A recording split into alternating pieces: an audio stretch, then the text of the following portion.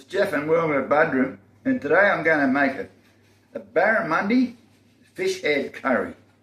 So Barramundi are quite readily available around here, and I think these Barramundi are farmed. I'm pretty sure they're farmed. So what I've got here is about 650 grams of fillet, and I've had them thawing out. So what I'm going to do is, because the skin cooks slower than the flesh, I'm going to skin it, cut the skin off, and then cut the skin into dices, and then cook the skin at the same time as the head. But what I'll probably do is cut this bit of the stomach flap off. I'll cut that off, and I'm just going to dice this part up. Now, I just want to mention you need a nice sharp knife for this job, because once you take the skin off the fillet, you'll find that the skin is quite hard to cut with a blunt knife. Now, I've got two sets of wings here, and they weigh about 500 grams for the two of them. Now, wings have a lot of scales on them, so I'm going to remove all the scales, and I'm going to also remove these fins. Now, these side fins you can cut off with a knife. Now, they cut off quite easy with a knife. But these other fins at the bottom, they're a lot harder, and in order to remove the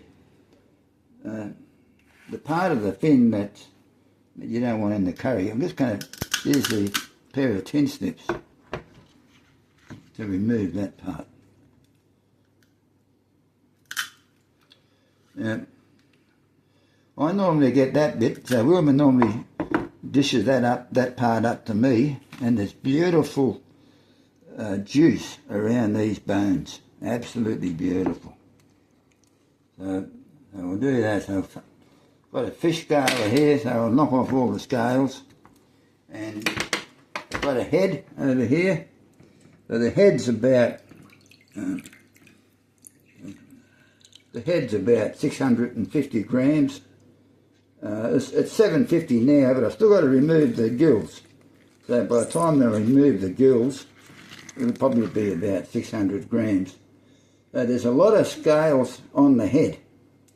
So the scales all around, all the way up to the eye here, on the sides and in under the skin. There's scales everywhere. I'm going to remove all the scales and clean it all up, ready for this curry.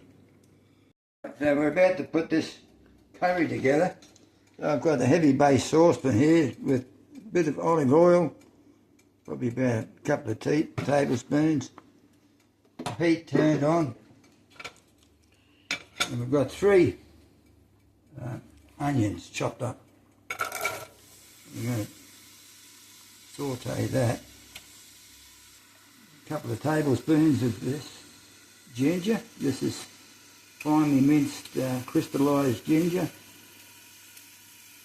Teaspoon or tablespoon of minced garlic. Yeah.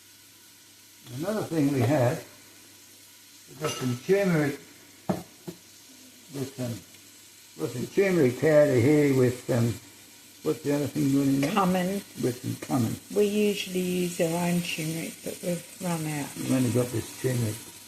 Red curry paste. What am I putting there? About a teaspoon?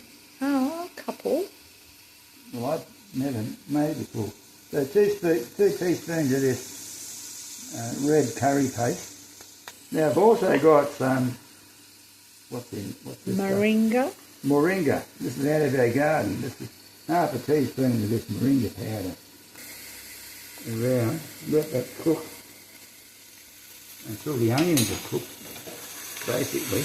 And the curry. And the curry. Yeah, well, the curry should cook at the same. By the time the onions are cooked, the curry should be cooked, I'd say. So we're just going to do that. Oh, I forgot. Yeah, once that's cooked, I've got some more other things to go in.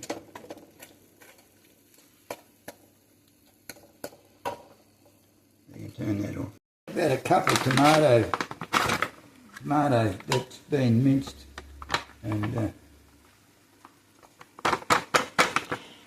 I'll let that melt down. It's not red because it's a low acid tomato and they're golden yellow. Yeah, they're golden yellow tomatoes.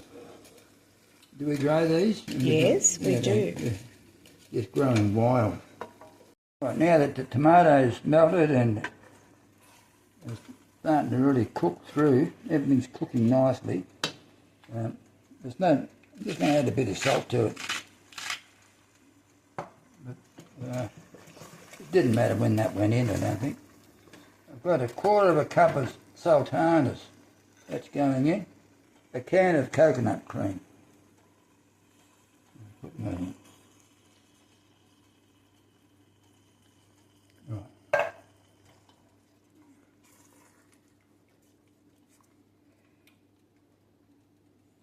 That's looking good. Really, basically whatever curry, whatever curry you like to make, you can just use. I use it for chicken and... Yeah, you can use it for chicken. Now it's time to put the fish heads. You see here that I've taken all the scales.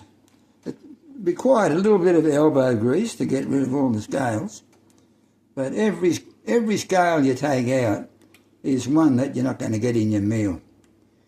So I'll put those in.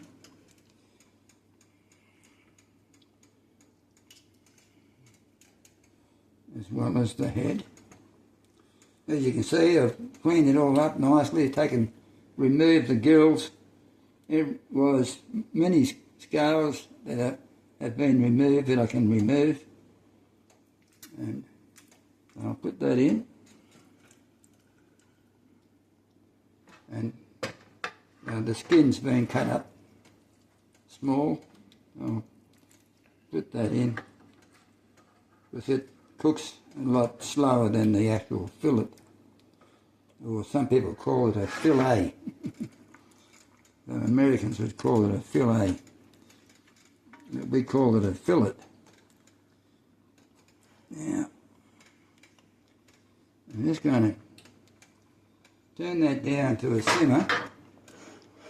And just let that simmer down. Right, so the head and the wings have broken down beautifully. You can see here, only took 20 minutes and they're all broken down. What I'm going to do now is put these fillets in. I've diced them up and I'll put those in and just keep it on the heat for about another 5 minutes until these are cooked, until the fillets are cooked, and then it's ready to dish up.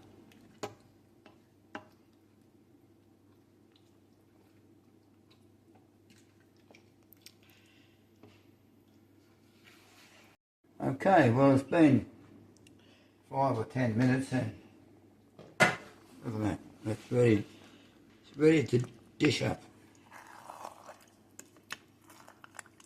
The meat's all cooked.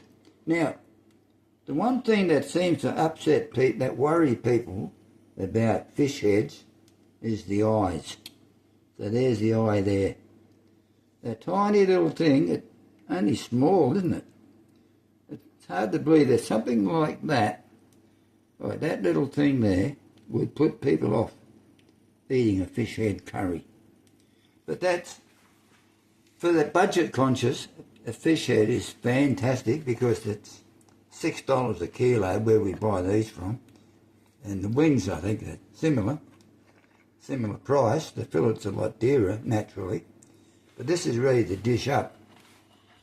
And I've got my... Well, I like it because of all the bone broth.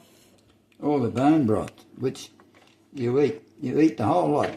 The only thing you don't eat are the bones, and you can avoid the eyes. You can get, they're not very big, the eyes. So, especially on the barramundi. There's my dishing up my meal.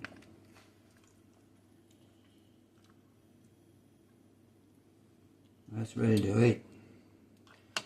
Well, thanks for watching. We'll catch you later. Bye. Bye.